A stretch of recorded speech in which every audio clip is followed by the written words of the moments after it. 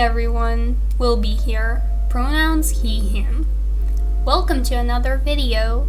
Today we'll rant about the faults of Glitterfrost.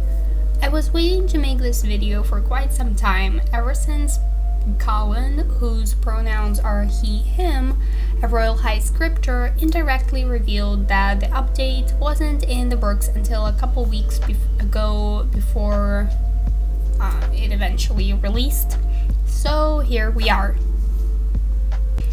To be brief, this update isn't a hot mess like Royal Halloween, but it doesn't mean it's quite all that good either. The first issue, which I want to just say and forget about, is the delay.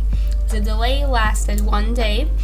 This update was promised on November 30th, but it came out on December 1st. Well, kind of. Similar to the release of the new campus itself, this update is not releasing all its content at once, by which I mean despite us having the main lobby called the Castle's Heart and the new dormitory, we don't really have the front of the school with the Fountain Girl, neither do we have a new bathing quarter, which makes this update very hard to navigate, considering your new items don't show up in all locations, as well as the whole gifting mechanic and whatnot. Not good. This also technically doesn't fix the problem with the impossible quests, aka the take candy from X location, considering they were impossible and still are, as Royal Halloween ended on the 16th of November. And these quests were Royal Halloween limited. Problem number 2 is the male bodies, which came out with this update. I won't say much about this myself. I think letting the community speak for itself is better. On screen right now, we have a tweet made by Sharky. Tag is IXSMocha. Link in the description, of course. So this person said, "That's it, guys. Royale High is officially a pro-feminine game. Thanks, Barbie, for showing you don't give two shits about inclusivity with your fucking husband." Then we also have a similar tweet made by Peachy King. It says, "That sad thing is the torsos would look great sized up to the current body, but fuck diversity. Why waste time sizing up an item instead of just slapping it on a femme body and calling it mask? Also, I am so sorry for trans mask players." Then we have a bit more from Sharky, where they were talking to a person named Carrot. Carrot says, "Crying emoji, as a trans person, F2M, this really shocked me. The masculine sex was really the only way I was able to express myself, but since they're gonna be more girly, I don't want them anymore. I go on Royale High to dress as a guy because I can't IRL." Sharky replies, "They don't think how it affects trans and really masculine people. This update is really repetitive and trying to push guys out of the player base. Barbie needs to take her meds and realize gender dysphoria exists." Then there's a tweet made by Vance. Tag is Royal Reports. They say, "Why is this game so obsessed with females? We have not had any new boy hairs in ages. I'm literally stuck using the catalog for hair. It disgusts me. This game is meant to be for everyone, sure doesn't look like it." And a picture of all the new, girl hairs which came out, which is like 9 hairs, I think. No, not 9. 11 new hairs for girls. So yeah, the people couldn't have said it better. All I can say is that as a trans mask dude myself, I 100% agree. This is one hot mess. Yikes. So at the time of writing, it does seem that higher ups in Royale High are trying to do something about that, so let's hope for the best. Issue number 3, Calin being a very unusual death. Post of Calin's tweet on screen.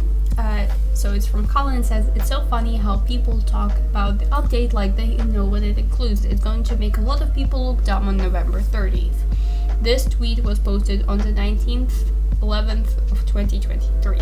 I don't think it's a very mature thing to say, especially, I mean, like, calling your own fan base dumb. Okay, some things should be kept to a personal diary or something. Also, let's not forget that the update actually came out on December 1st, so this only really made Calin look dumb, not the fan base itself. This next tweet from Calin reads, "Please send Royale High devs some positive messages. Everyone has been really pushing themselves past their limits for this update." Now, this is just curious. First of all, it's guilt trippy. Yeah, I do believe everyone's been pushing themselves, considering Calin Dada said that they'd beg for a new Christmas update on the 16th of October, which technically means that it wasn't in the works before. Here's the tweet. It's a reply to Colette. Calin says, "I really don't want Snow Globe again, like, I'm going to beg to make something new," and this was posted on the 16th of October. We don't know when the work actually began, so it kind of implies it happened somewhere after the 16th, which, according to the calendar, leaves a little more than 6 weeks to work on this massive update. Is anyone really shocked it's rushed? I sure am not. Also, notice how Colin's guilt trip post was pinned and posted on December 1st. I kind of feel like it's to bring sympathy from fans and make them shut up about the real issue, which is point number 4. This is a really bad update, objectively speaking. Sure, it has bright colors to put your gaze away from it, but it repeats the same problem I keep talking about over and over and over again. Royale High releases pretty maps, but not content. A pretty map is not gameplay. The calendar takes like 10 minutes a day at most. This is not fun. Sure, we can dress up over and over again, but it's simply not much to do. Where are the new classes promised from August? Where are the working quests? Where are the new locations and hopefully new features? I personally think Royale High needs to continue the whole stories they had at the beginning of the game. We should be able to talk to the NPCs, get tasks from them, and progress in the story. There should be NPC students, headmasters, guards who ask us to do things. This will expand the world of Royale High as well as add more gameplay. We should have prom, at least 8 classes to choose from, a reworked pageant system for the new school. This could bring actual enjoyment for playing the game, the enjoyment that's missing right now. The devs want us to see the beautiful wrapping of this update, not the fact that it's empty on the inside. It has nothing other than pretty colors, and that's the saddest part. Well, at least not now, that is. Who knows, maybe if we wait 15 days, we might get something new. With that, I think I've covered these 4 main problems of Glitterfrost. I hope you enjoyed this small rant. If you have any suggestions for other topics I should cover, please leave them in the comments below. Lots of love, mwah, and bye!